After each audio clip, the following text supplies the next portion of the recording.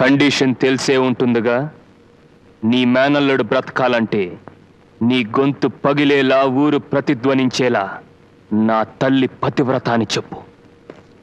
చెప్పమ్మా, తొందరగా చెప్పేయి. నా ఒక్కదాని గొంతుతో ఈ ఊరు ప్రతిధ్వనించదన్నయ్యా. ఊరి మొత్తం చేత చెప్పిస్తాను. ఇతని తల్లి పతివ్రత,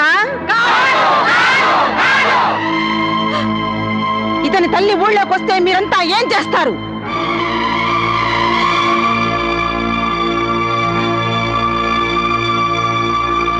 పద్దెనిమిదేళ్లకే ఓటు హక్కిచ్చి పసిపిల్లల్ని మాయ చేసి ప్రభుత్వాన్ని గుప్పెట్లోకి తెచ్చుకున్న తెలివితేటలు రామావి. నీకు మరో షాక్ ఇవ్వనా?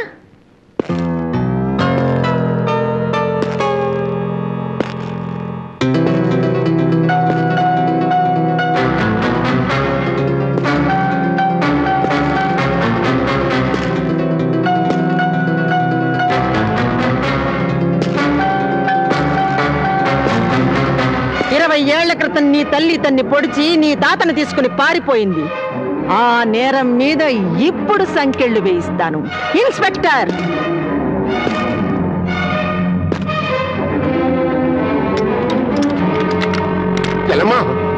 ఇదేమిటమ్మా? నా కొడుకు వాడి చేతిలో బందీగా ఉంటే నువ్వు ఈ పని చేసావేంటి? వాడి తల్లిని విడిపించుకోవడానికి చచ్చినట్టు వాడే తీసుకొస్తాడు.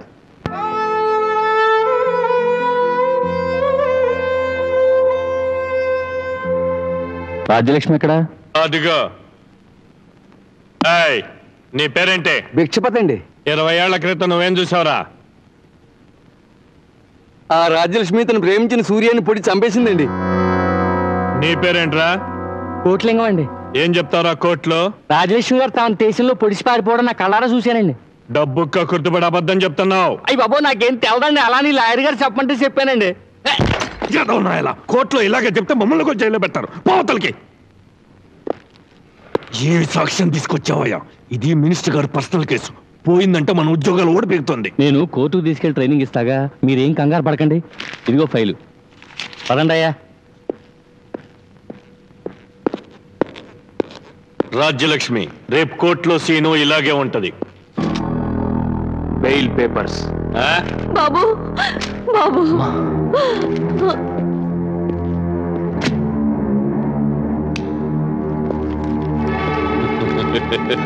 సార్,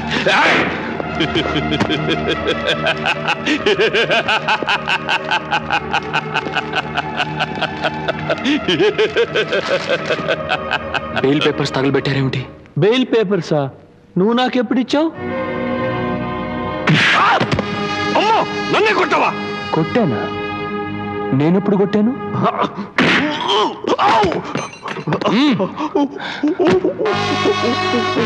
చెయ్యని నేరానికి 20 ఏళ్లుగా నా తల్లి మీద నేరస్తురాలని ముద్ర వేసిన ఈ ఫైల్ ని బెయిల్ పేపర్స్ తగలబెట్టినట్టు తగలబెట్టు.